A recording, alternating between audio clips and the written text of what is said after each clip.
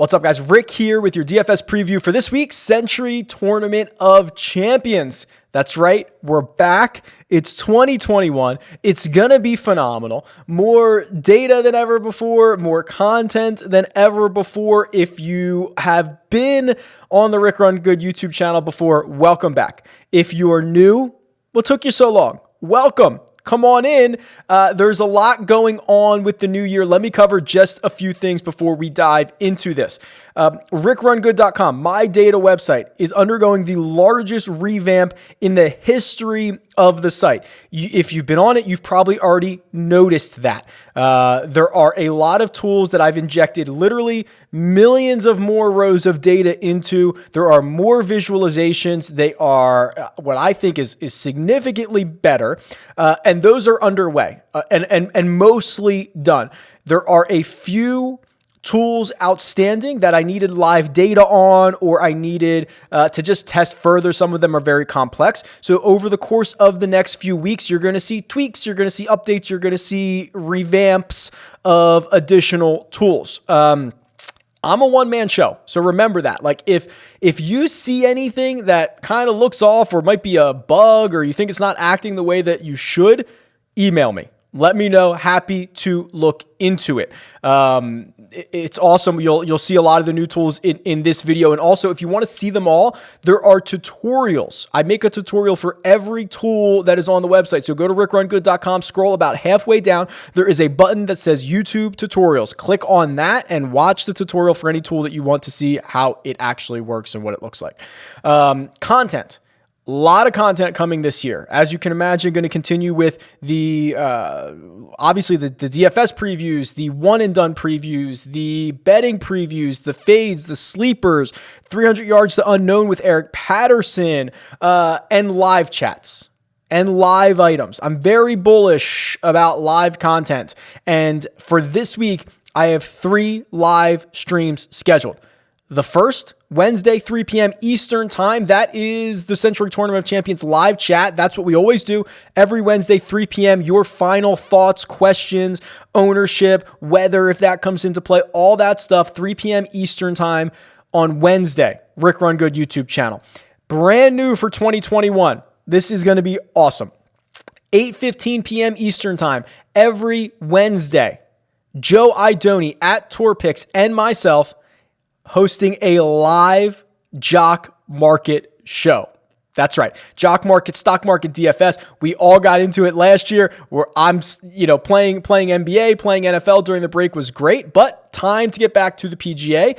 And we are going to have a show in the hour around IPO close. It's going to be phenomenal. I'm stoked about it. Jock Market's such a great partner. Joe is great. I think it's really going to be revolutionary. I think it's super interesting, and it's going to be 8:15 p.m. every Wednesday on the Rick Run Good YouTube channel. And then this week only, I'm going to live stream a season-long fantasy golf draft on Thursday at 8:45 p.m. Eastern time. It's being run on Fantrax. I will live stream the picks and talk through them. Please join me. That's it. Before we jump into all this, there's just so much going on. It's going to be a great year. I thank you all for your continued support. If you'd like to enter a draw to win a month subscription to rickrungood.com, there are 2 ways to do that. If you're here on YouTube, like the video, make sure that you're subscribed to the Rick Run Good YouTube channel. Leave a comment below. Tell me who's going to win the Tournament of Champions. That's it. Very simple. That'll get you in the draw. Also, you can go to the podcast version of this show. It's called 300 Yards to Unknown. I'll link it in the description. Leave a 5-star rating and review. Say something nice about the show and drop your Twitter handle so that I can get in touch with you. That will also give you an entry. I'll draw somebody, announce it next week on the Monday show for a month subscription to Rick Run Good. It's going to be great. Let's get into it. I can't wait. This might be the longest video of the year because I have been waiting weeks to do this. Let's go.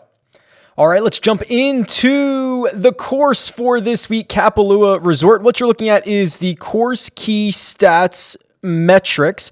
If you're new, what I do is I run a regression model for all, I think there's like 160 official golfer profile stats on the PGA Tour. I run those against results for each season, and we find out what stats are most important for every single course. This is probably going to get a makeover. This is one of these tools that the data really strong, really solid. I love it. I just have a couple of tweaks to the visualization of this, but for now, still really good, still really valuable. Par 73. Kapalua Plantation Course. It is not because of an additional par 5, right? There's only 3 par 5s. It's because of an additional par 4, more than the standard. So you actually get one more par 4. There's 3 par 5s. And then I think there's only, I guess, what's that leave? 3 par 3s.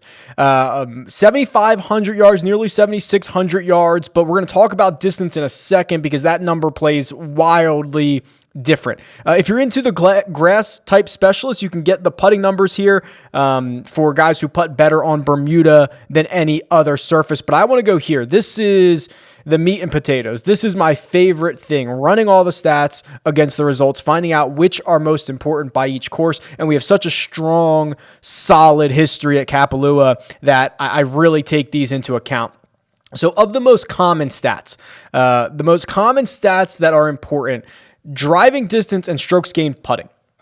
They are number 1, which means that they are more important at Kapalua, those 2 stats, than any other course on the PGA Tour. That is what that means. Now, we can dive a little bit deeper into this because this is a unique event. Only the champions usually get here. So you actually do see a lot of the strokes gain numbers. They pop up. There's like every stat is like a top 10 stat here. And the reason for that is probably because the best players are playing here, right? You don't have a full field like you normally would. These are already the best players, so they're also going to rank highly in strokes gained tee to green. They're also going to rank highly in birdie or better percentages because they're the better players. So a little bit of grain of salt you want to take this with, but I really do like this. I think driving distance is important to an extent. There are some, you're going to see 400-yard drives at Kapalua. You're going to see guys, if they hit the correct side of the fairway, it's going to run all the way down. There's a huge undulation and elevation changes at Kapalua. So you're going to see a lot of that. And honestly, the better players tend to hit it further. So I'm not as excited about driving distance, although I do think that it's important. I'm not as excited about saying it's the most, it's more important here at Kapalua than any other course. Strokes gained putting is interesting though, because what you get at Kapalua are very large greens. I think don't quote me on this. Actually, I guess I could look it up. 8,700 square feet. It's on the larger side on the PGA Tour. Anything over like 7,500, I deem to be large. And you see that actually 3-putt avoidance is also an important stat, which I find to be interesting because on these big greens, you can 3-putt more often. So I do like the guys that can putt it well. So especially with the undulations that you can get at Kapalua, there is always the issue of reading putts on an island, because normally you'd say, oh, it goes towards the water. The water's all around you. You're on an island. So I do think you need to be an apt putter, or at least be pretty decent with your reads and with the flat stick. So all that being said, and then sorry, it's going to be a long video. Buckle in, hike up your boots. We're ready to rock and roll. So, the birdie or better percentage, especially in a no-cut event, right? Guys are guaranteed 4 rounds. There's going to be a significant portion of this field that outperforms their finishing position with their position in DraftKings points or in FanDuel points. So keep that in mind. Birdie or better percentage always going to be critical, especially in these no-cut events. So with all that being said, who are those golfers? Well, if we sort by driving distance, no surprise to see Bryson DeChambeau top of the list, not even close. This is for 2021 at the current moment. Again, this is going through a bit of a facelift, but Bryson DeChambeau, 10,200. We're going to talk a lot about him. Some of these fairways are like 100 yards wide. You're going to be able to just absolutely bomb it without regard for accuracy, which in theory should play into the hands of guys like Bryson. And I think it comes into play on, a lot of these par 5s are gettable, right? The par 4s, I think he's going to have short iron wedge into every single par 4, right? I mean, I'd have to go look at the scorecard again, but it's going to be something special, I think, from Bryson here in terms of driving distance. Joaquin Niemann early in the year, not as many rounds played, but surprisingly, he's up here in terms of driving distance. Dustin Johnson, Cameron Champ, Sergio Garcia also rank up there. And then Ryan Palmer, weirdly. We'll talk about him a little bit later. Probably going to talk about him a lot this season. I tweeted about him a bit. He was, in terms of median performances, Ryan Palmer was absolutely outstanding last year. He was golfer number 13. Think about that. Better than Patrick Reed in terms of median DraftKings scoring. Putters. Shouldn't be a surprise here. I think we're going to see, Brandon Todd up here. Yeah, we're going to see Jason Kokrak again early in the season. But Brandon Todd is a historically good putter. Cameron Smith, historically good putter. Webb Simpson, historically good putter. Justin Thomas playing outside of his mind on the putting greens right now. I think he only has 16 measured rounds, though, so keep that in mind. And then, what was the third one? Oh, birdie or better. Yeah, you need guys who are going to make birdies. Patrick Reed, we'll talk about him. Ryan Palmer again popping up. Is Ryan Palmer going to be in every single one of my lineups? Potentially. Justin Thomas, Xander Schauffele, Bryson DeChambeau. A lot of the big names here as well. So those are the key stats I'm looking for. We'll kick over to the cheat sheet and see what the pricing and all that good stuff, how it takes into account for this week. All right, so here's the cheat sheet. And you know what? I've been waiting on FanDuel to release their pricing. And at the time of me recording this, it hasn't happened yet. I couldn't wait any longer. I've been waiting 3.5 weeks. I wasn't going to wait a couple more hours to record this video. I was excited. So I'll load in the FanDuel pricing and the FanDuel optimizer sheet and all that stuff when FanDuel releases their salaries. But for now, we're forging ahead with DraftKings. And we've got 5 golfers over $10,000 led by Dustin Johnson at the top. Is DJ a good play? Of course, he's always going to be a good play. I would argue that $11,000 is actually a pretty good price for him. If we go back to if we go to the strokes gained view of this and look at him for $11,000, I mean, look at what he's done even in his last 2 starts, right? This is on average by round, 4.79 strokes gained at the Masters, 3.39 in Houston. You can see what he's done at Kapalua over the last 5 years. Never lost strokes on average in the last 5 years. So I don't actually think there's that much of a case to be made about Dustin Johnson. He's a great play. He's a great play. Can you fit him in the lineups? Can you figure out the best combinations? Sure. I'm not going to say a bad word about him. He's won this event. JT at 10,007. I would argue that Justin Thomas is probably one of the safer plays. $10,700. He goes to, I think it's like 6 straight events he's played where he hasn't finished outside the top 12. He is going to a no-cut event. I think 10 of his 13 or 10 of his 14 PGA Tour victories have come in such events, no-cut events. He thrives in them. It's always going to be about the flat stick with him. He's won here twice. In the last 4 years, he won last year. He finished 3rd in 2019. I mean, it's just, this is, again, kind of a no-brainer. Now, as we go on throughout the week and we start to see what the ownership's going to be, that's going to be important. If we find out that, Dustin Johnson's coming in at 9% and Justin Thomas is coming in at 30%, that's going to dictate a lot of our decisions. So join me on the live show Wednesday, 3 p.m. Eastern time. We'll go over the projected ownership for these guys because I think that's going to settle a lot of the debates in the above 10K range. I'm going to lump Rahm and Xander together here. Xander's been phenomenal. They've both been phenomenal, but I would say that of the 10K guys, these are the 2 that I have concerns about. They might be small concerns. They might be medium concerns, but they're the guys that I have concerns about. Let's start with Xander. I'm on the golfer profiles tool. You can see he's been absolutely phenomenal. I'm looking at his fantasy game logs here. And I mean, just trying to find him not returning value, right? I mean, he returns nearly 9 times value at the Masters, 9.6 at the Zozo, 11.5 at the CJ Cup, a little bit less at the US Open, but I mean, scoring was very difficult. I bet you if we look at how 69.5 DraftKings points ranks against some of the other guys that week, I bet you it's pretty high. I mean, he just continues to find value. We can look at his raw finishes. That US Open, he finished 5th. So of course that's going to be an event that he scored well in terms of fantasy scoring, just because the course was so difficult. And he just gains every single week. DraftKings points gained. Boom. Here's 30 of them at the Masters. Oh, we can actually go back, I suppose, to the US Open. Yeah, only scored 69.5 DraftKings points. That was 42 more than the average. So absolutely nothing to be concerned with about his game. Just came out a bit ago.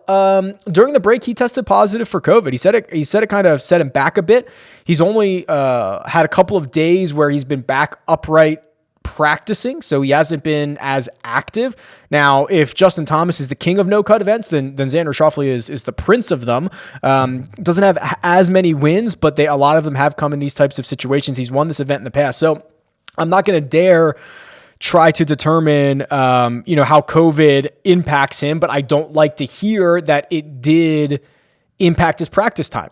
That's what it comes down to for me. It said, he said, yeah, like I wish I could have practiced more. That's it. That's all I'm going to take away from it. And to me, that's a bit of a concern. Again, we'll check on the ownership. And then Jon Rahm's interesting, right? We can pull up Rahm's profile here. And there's kind of two things that worry me about Jon Rahm. And these are small worries. The guy's absolutely fantastic. As we look through his game logs here, 96.5 DraftKings points at the Masters, 130 at the Zozo. The he's an absolute freak. Here's the thing. Switching from TaylorMade to Callaway. That's going to be the big storyline. Rahm splits with TaylorMade. He signs with Callaway. He's putting those clubs in play this week.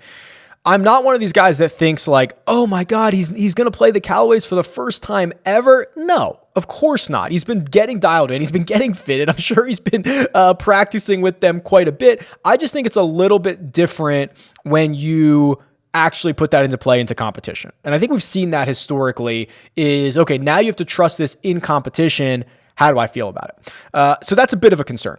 Little one.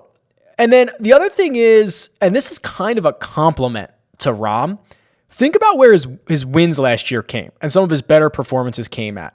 It was the most difficult golf courses on the PGA Tour. It was Olympia Fields at the BMW Championship, and it was Muirfield Village for the Memorial. Those were his two wins. Really grindy, difficult situations where I think the skill disparity between him and some of his peers really gets magnified. That's not what we have here. Justin Thomas won last year at 14 under par. The winds whipped around a bit. That was like by far the most difficult edition we've had of this event in recent memory. Sometimes we get to 25. Spieth won this at 30 under par. It's an easy course if the conditions lay down for you. So I actually, if I'm going to pay the 8-1 on Jon Rahm or the salary, which is $10,400 on DraftKings, it's a lot. If I'm trying to, it's very small edges that determine between these two guys. And I think there's, concerns enough about Rahm, about Xander, that I'll probably be underweight on both of them. So then if you haven't figured this out yet, Bryson DeChambeau at 10,200 I was a bit surprised to see him be the fourth highest salaried golfer or fourth most expensive golfer on this slate. And, the wide fairways, sometimes 100 yards wide, Bryson's just going to be able to bomb it around here. History says driving distance matters. I think it matters less than what the model says, but I also still think it matters, right? It's not probably the number one course, but it might be a top 8 course, which I still think is a big deal. Putting matters in a big way, and Bryson's great at it. When you get some of these calculations and trying to figure things out with elevation, I trust Bryson to figure it out better than most. And then you start looking at some of his fantasy performances. For him to return 10 times value at both the Shriners and the US Open on his price tags, 11,800, 9,900,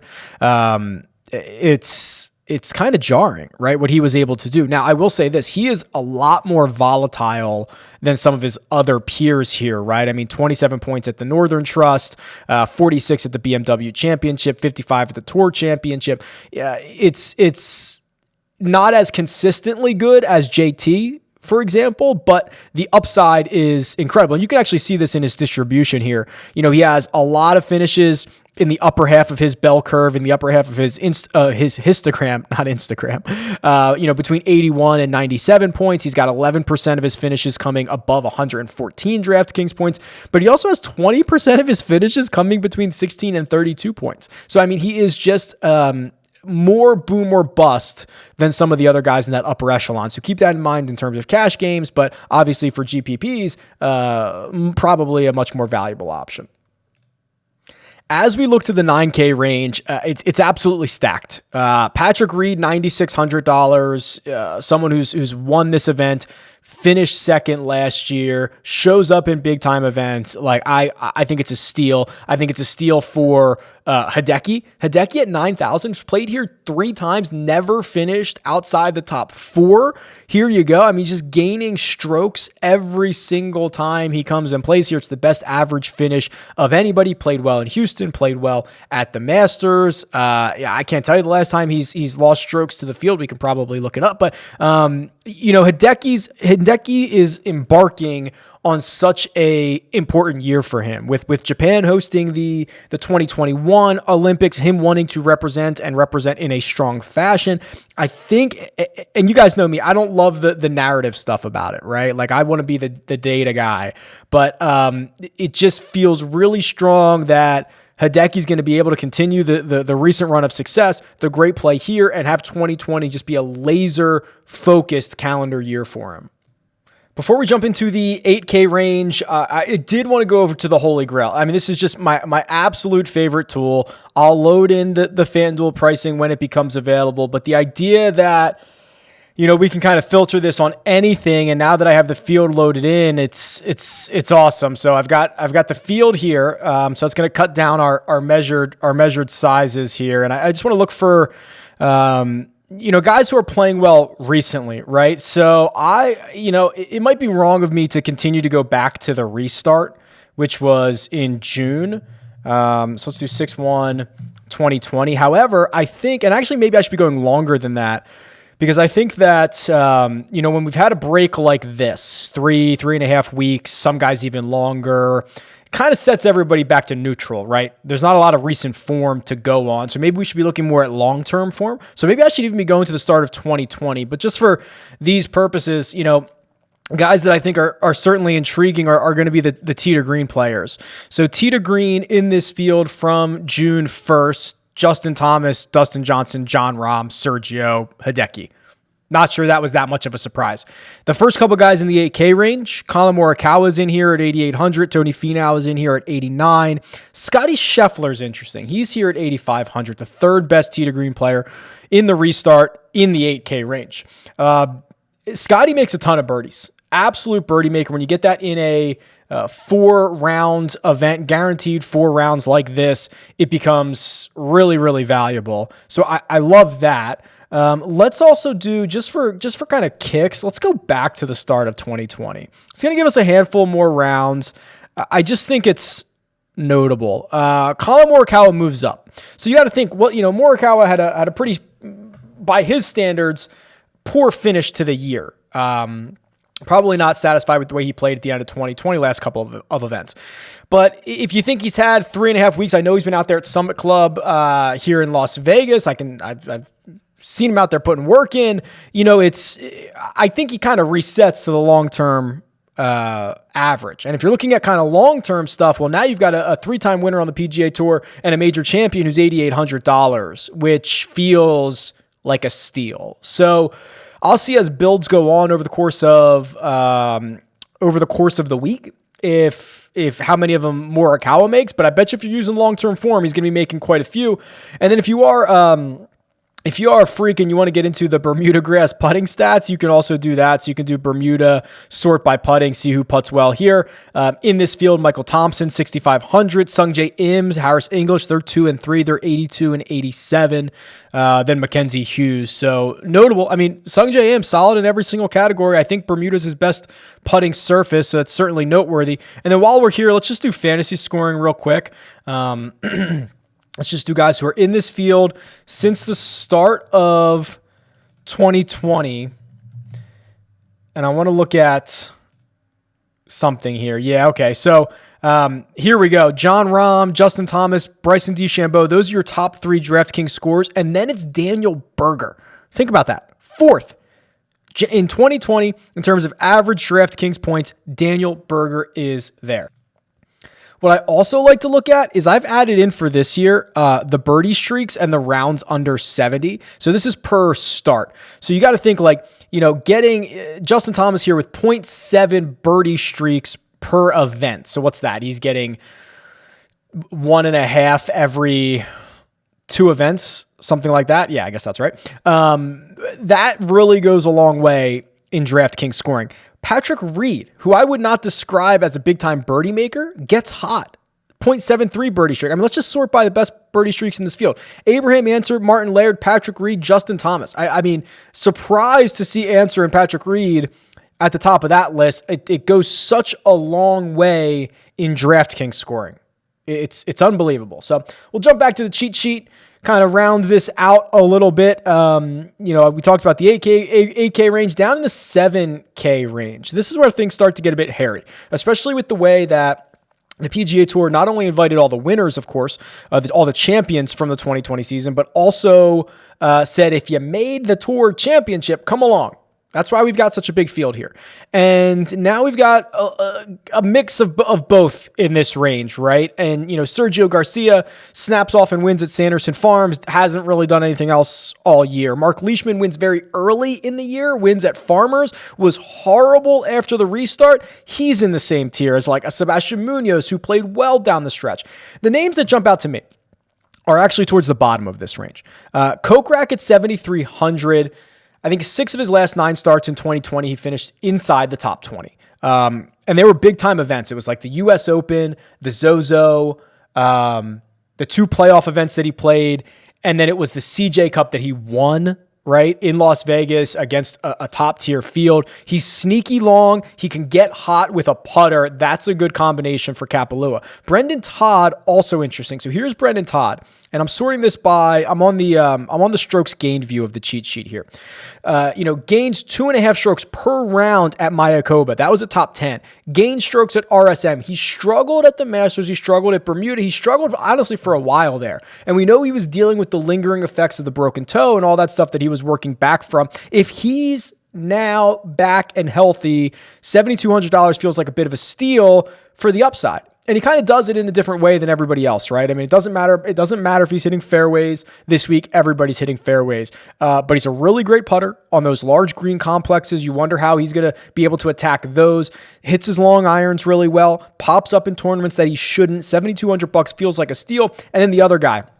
Shout out Ryan Palmer. I put this in the Slack channel. So if you join RickRunGood.com, you join the Slack channel as well. I'm going to try to find this post that I put out, because what I did was I sorted by median instead of mean. So instead of the average of DraftKings points, I sorted the entire 2020 calendar year and took the median for everyone. And the reason I think it might be a little bit better is because with golf, it's such a volatile sport, right? And if you miss the cut, you miss 2 rounds of scoring, you're going to have you could have Martin Laird, whose average gets buoyed by winning, he wins Shriners and gets like 142 DraftKings points, but he missed a ton of cuts, but the average looks good. So median, doesn't really allow you to disguise on the extremes. So let me see if I think I could show you this. So I'm just going to pull the Slack channel over here. I hope you guys can see this. Ryan Palmer's logs from 2020 are phenomenal. I mean, the guy achieved 10 times value in like half of his starts.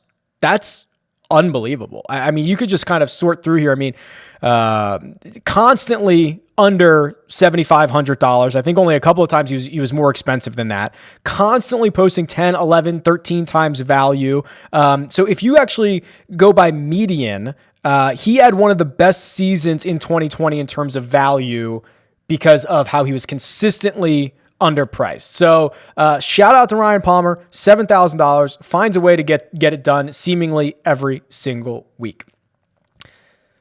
6K range gets really ugly. I'm going to try to avoid it. And I think that you can because of DJ, who is the favorite here, 11,000. Cheapest, that's pretty cheap, for the highest price golfer. It's not too bad. You can probably make a lot of really good lineups. So I don't think I have to venture down here into the sub 7K range. But if I do, I think the obvious guys are the guys I talk about seemingly every single week. If you're new, get used to Lanto Griffin. When he's under $7,000, he seems to pop off. He's down here. He's 6,900. He has, and I've talked about this a lot, but it still remains true. He has a skill set that has the ability, the opportunity to get hot, which is he hits his irons better than tour average and he putts better than tour average.